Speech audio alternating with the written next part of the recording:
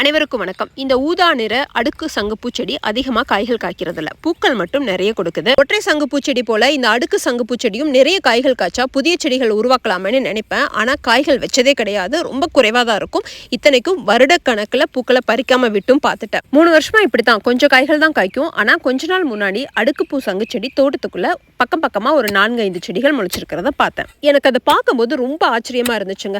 வருட கணக்குல படர்ந்திருக்கிற பெரிய கொடியிலேயே சொற்ப காய்கள் காய்க்கும் போது இந்த சின்ன செடியில இருந்த 2 காய்கள் எனக்கு ஆச்சரியமா தான் இருந்துச்சு. செடிகள் நான் விதை போட்டு முளைக்காம தானா முளைச்சு வந்ததே சந்தோஷம் தான். அதுலயும் ஒரு சில காய்கள் இருக்கும்போது ரொம்ப சந்தோஷப்பட்டேன். இந்த தகவலை எல்லாம் சொல்லி நான் ஒரு வீடியோ போட்டேன்.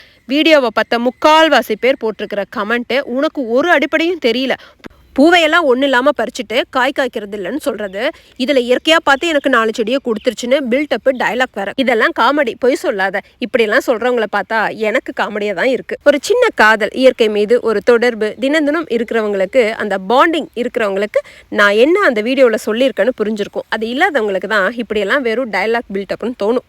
சரி, அவங்களுக்கெல்லாம் நம்ம என்னதான் தலைகீழ நின்னாலும் புரிய வைக்க முடியாது, அப்படியே விட்டுறலாம். இன்னும் சில நண்பர்கள் தோழிகள், நான் பூக்களை தினமும் நீங்கள் பறிச்சிடுறீங்க சிஸ்டர், அதனால தான் காய்கள் வைக்கிறதில்ல, கொஞ்ச நாளைக்கு பறிக்க வேணாம்னு சொல்லியிருக்கீங்க.